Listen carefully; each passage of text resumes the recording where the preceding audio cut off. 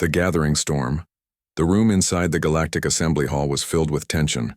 Holograms flickered over polished tables as dozens of species sat in silence, watching the star map zoom in on Earth's solar system. "They have grown too. Strong," said one of the elder Velran leaders, his eyes glowing softly. "We cannot allow this Deathworld species to expand further." Across the table, others nodded in agreement. The humans had entered space just a few generations ago, but they advanced at a terrifying speed. They built machines faster than any race. Their AI systems confused even the best galactic codebreakers. And their soldiers? Their soldiers did not retreat. "They are still young," said a nervous voice from a smaller species. "Shouldn't we open negotiations first?" "No," the Velran commander growled. "We offered peace once. They ignored our terms. This time, we offer silence." The decision was made. A fleet of 9,900 warships, the greatest armada the galaxy had ever seen, would leave immediately. Their target, Earth. Back on Earth, things were quiet.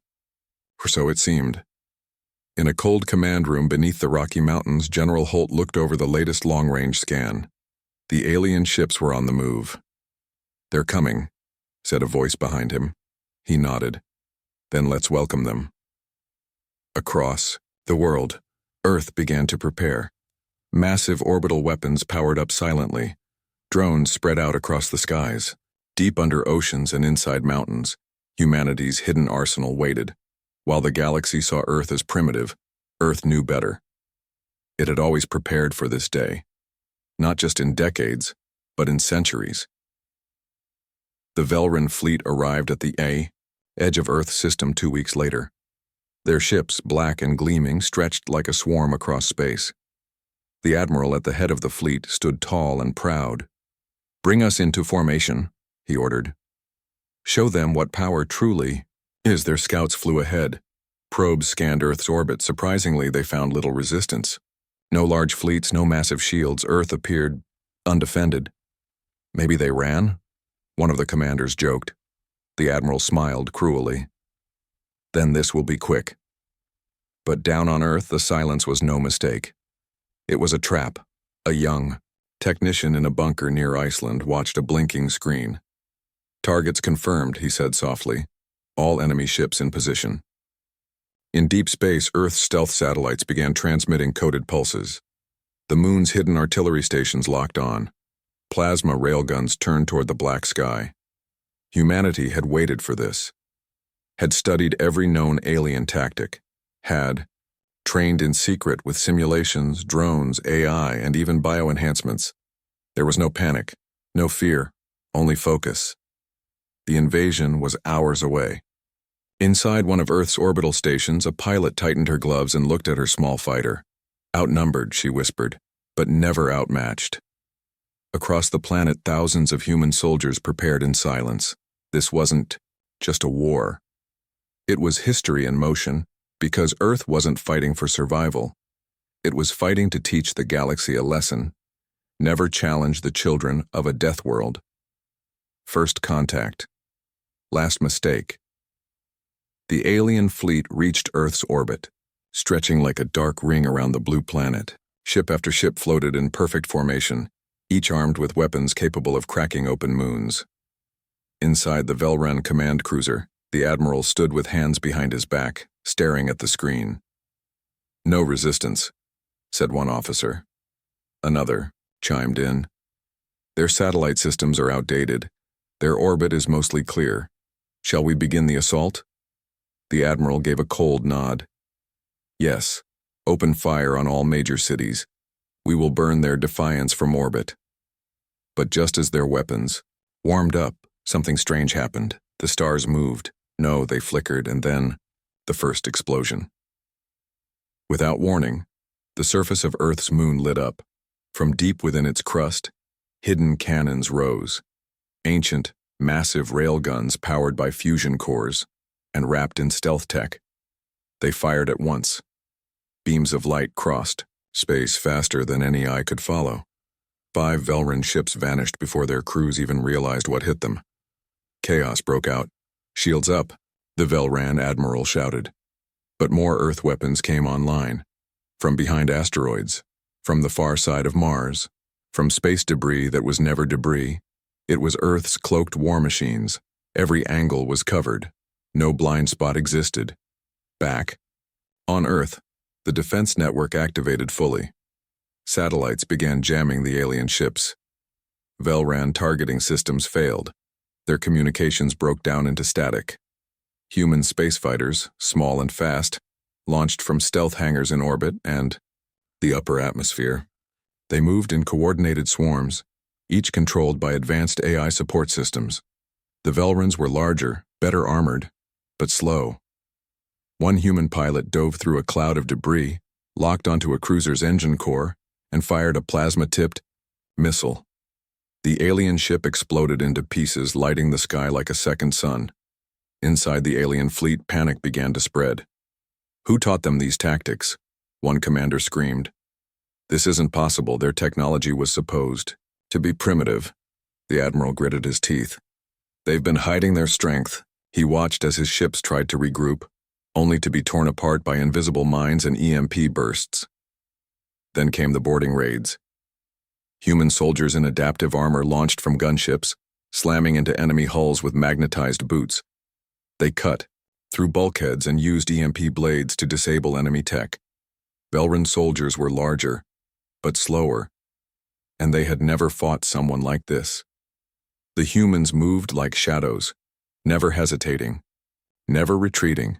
On Earth, every city stayed dark, quiet, and calm. The people had been warned, trained, and ready. Families huddled in bunkers. Cities ran on backup systems. Civilians didn't panic. They waited, because they trusted their defense teams. They trusted the Deathworld response protocol. In the sky above, Earth's fleet joined the fight. Smaller in number, but faster and smarter, they danced through the enemy ranks like sparks through dry wood. A squadron of Earth drones broke through the front lines and detonated inside a Velran carrier. It fell from orbit, burning through the atmosphere, crashing into the ocean with a thunderous roar. Inside the Velran command center, despair had replaced arrogance. "Sir, we've lost 300 ships in less than one cycle," cried an officer. Another shouted, "They're not fighting to hold us back, they're fighting to end us." The admiral stared at Earth one last time, and for the first time in his long career, he was afraid. "We underestimated them," he whispered. But it was far too late for regret. Earth had already decided. No mercy. Deathworld Protocol. The Velran fleet was in chaos. Thousands of ships, once the pride of the galaxy, were now scattering like frightened birds. But Earth wasn't finished. In an underground base somewhere in the Himalayas, a man pressed a red switch labeled Deathworld Protocol, Stage 2. Around Earth, a new wave of terror began. From the skies, storm systems intensified unnaturally. Giant hurricanes formed within hours over the oceans.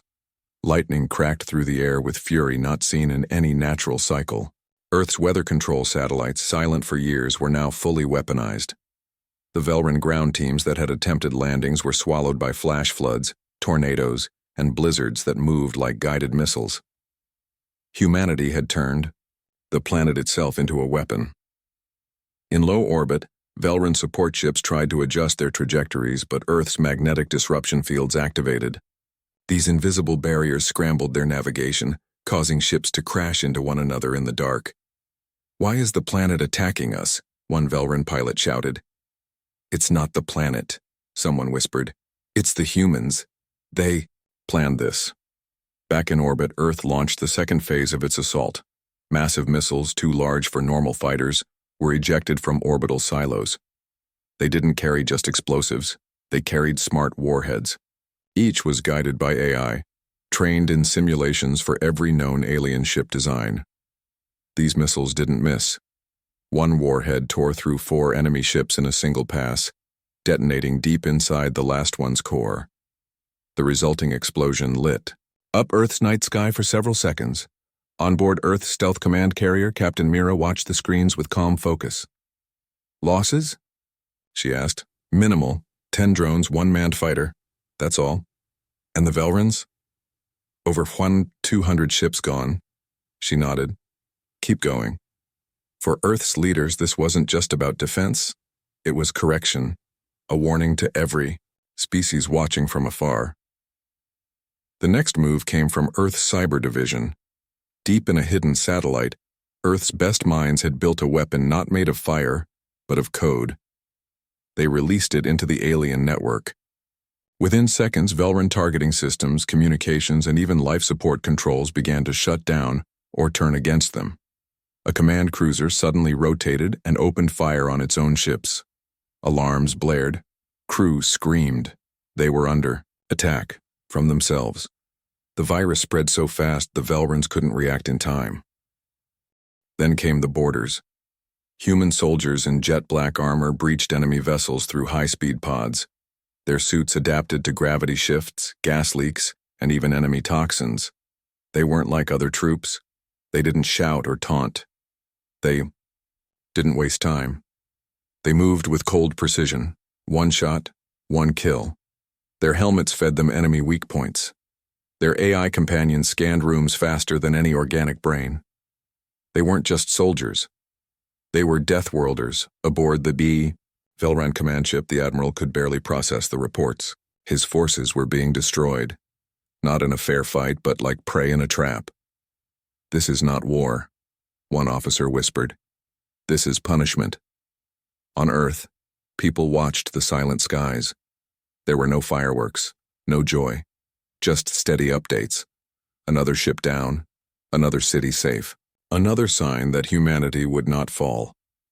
Inside the United World Command, a message flashed across the main screen.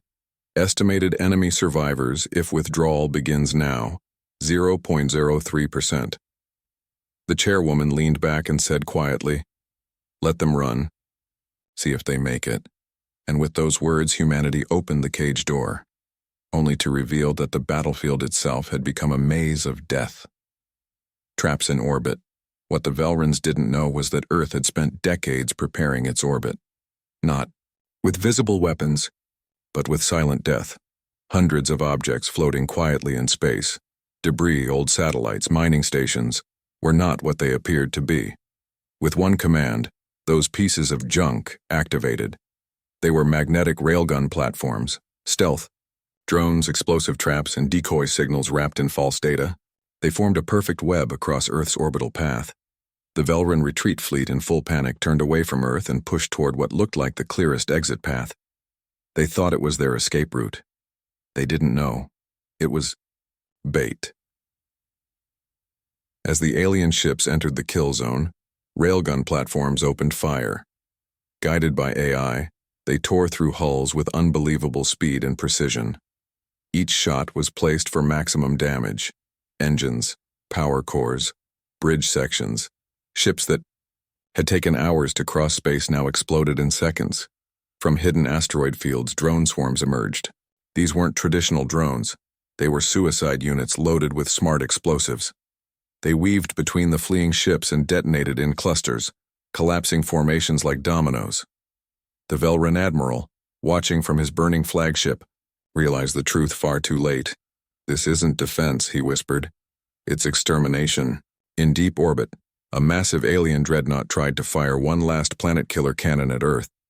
But just before the beam could release, a pulse shot from Earth's surface, straight from a classified magnetic cannon buried beneath the Andes Mountains. The shot pierced the dreadnought from bow to stern in one clean strike. The ship shuddered, then shattered apart in silence. Earth's surface remained calm.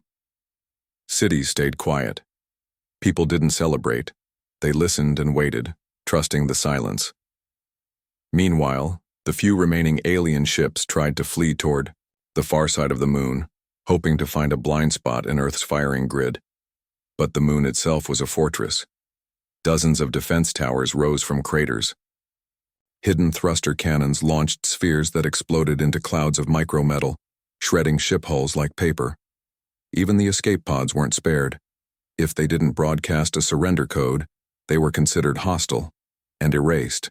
Only those who shut off their engines, powered down, and transmitted peace signals were allowed to drift. And even then, they were marked, scanned, and watched. Back at Earth Command, analysts reported real-time numbers. Fleet strength reduced by 87%, one said. Another added, less than 150 enemy ships remain combat-capable. A third voice spoke quietly. 17 have broken orbit and jumped to light speed. There was a pause in the room. Let them go, the general said finally. They'll tell the story better than we ever could. Across the galaxy, listening stations picked up strange signals, distress calls, scrambled messages, hysterical voices from surviving Velran crews. One repeated sentence was heard more than any other.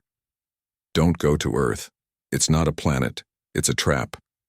Alien worlds that once scoffed at humans now watched the battle unfold with wide eyes and shaking hands. Some tried to delete their old diplomatic insults toward Earth. Others sent silent scouts to observe from afar, hoping Earth wouldn't notice. But Earth did notice, and it didn't care, because for Earth this wasn't a warning shot. This was a message written in fire, steel, and blood. Come in peace, or don't come at all. The escape route is a lie. The survivors ran. Hundreds of Velran warships pushed engines to their limits, heading toward what their fleet AI identified as the only clear path out of Earth's orbit. It looked unguarded. No mines, no weapon signatures, no defense drones. Just a corridor of empty space leading to the edge of the system. But that was the plan. Earth had named it the corridor. It wasn't just empty. It was engineered to be inviting, but every inch of it was mapped, every route calculated. Every ship that entered was being watched.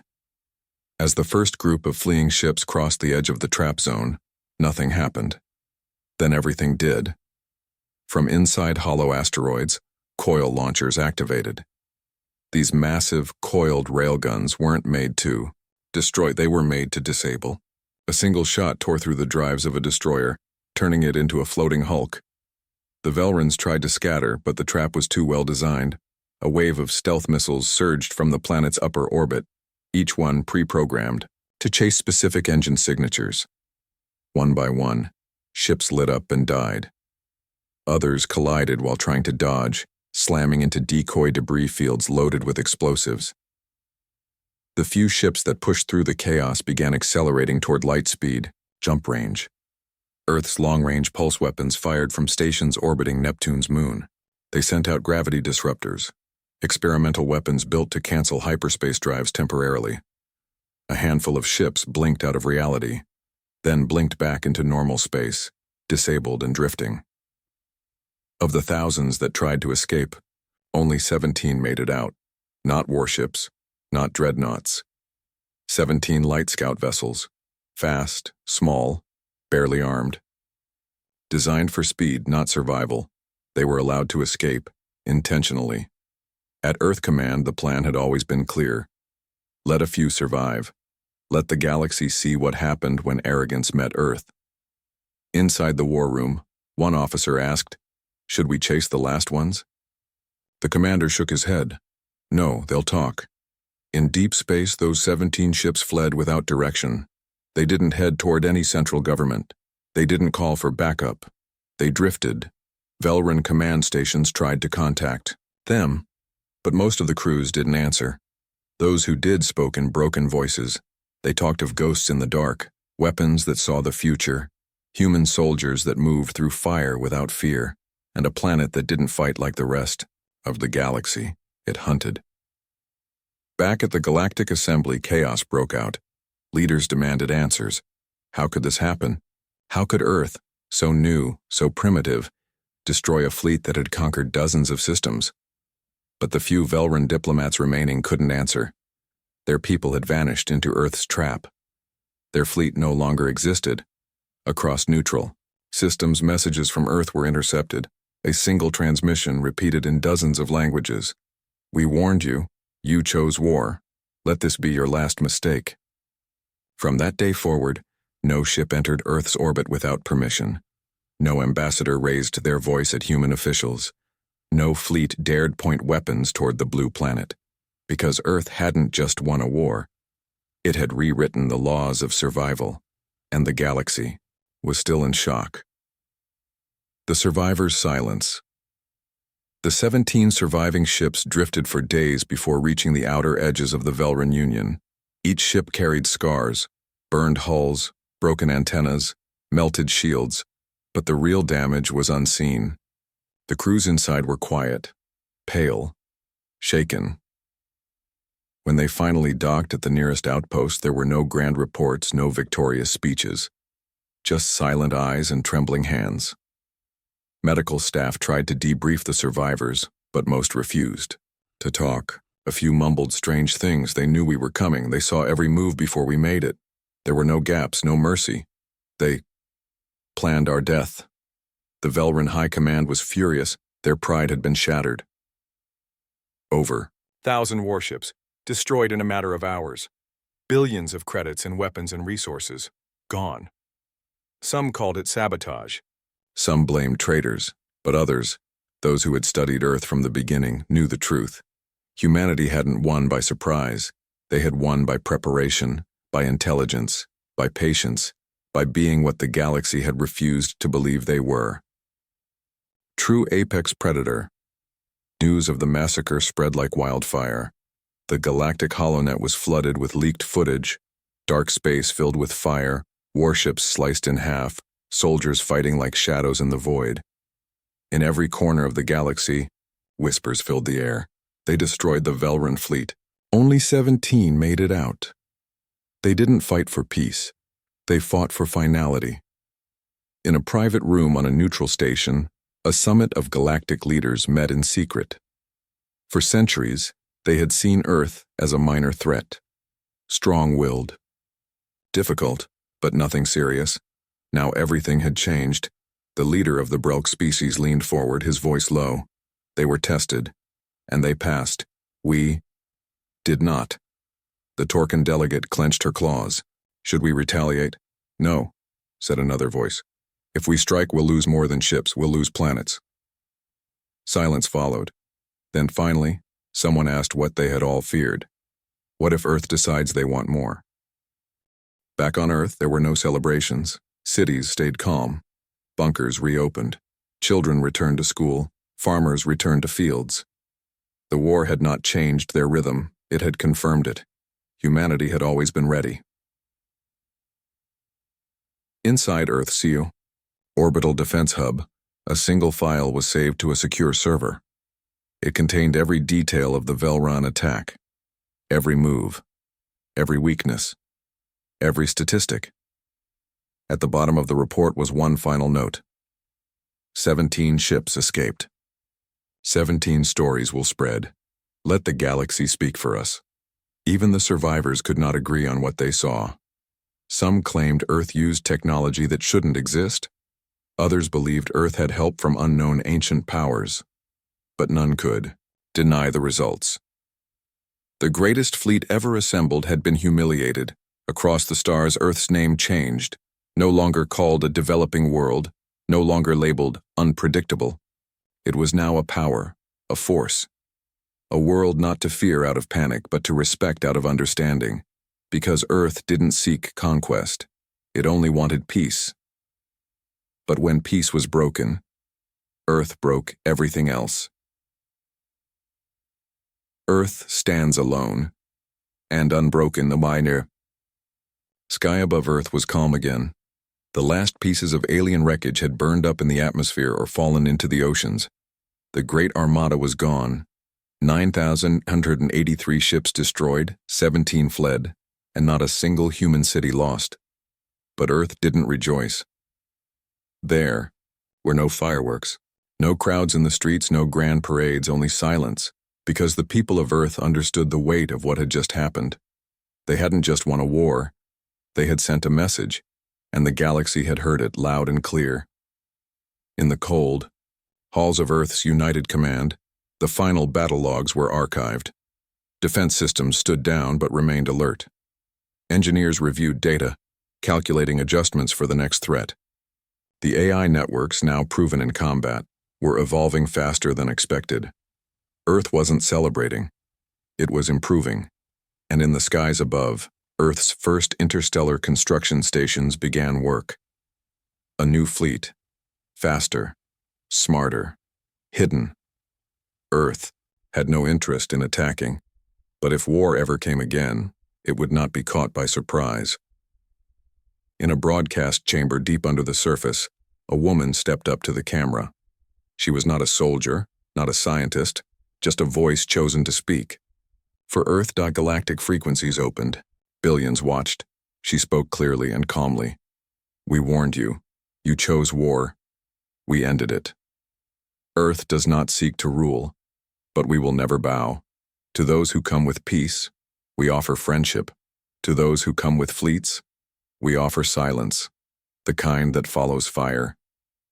The message ended. The stars watched and said nothing. In the Galactic Assembly, fear turned into policy. New treaties were written, ones that gave Earth full independence, full access, full control over its space.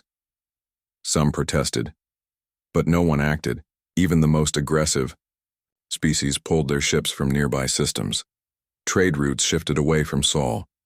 Observation stations were turned inward, no longer spying, just listening, waiting, and the galaxy began to change. Other young species began studying Earth's tactics. Some feared them, some respected them. A few even reached out in peace, and Earth welcomed them carefully, offering technology, ideas, and warnings. The humans didn't brag, they didn't threaten, they just moved forward, one step at a time, one system at a time. In a small village on Earth, far from any city or command post, a child looked up at the stars. Will they come back? The child asked. An old man smiled gently. Maybe, he said. But if they do, they'll think twice. Above them, the night sky twinkled, quiet, peaceful. But somewhere out there, 17 ships still flew, survivors, messengers, warnings wrapped in metal. They would carry Earth's story forever. Because in the end, Earth didn't ask for this war. But when it came, Earth answered, and now the stars would remember not the number of ships, not the weapons, not the destruction, but the simple truth. Earth stands alone and unbroken.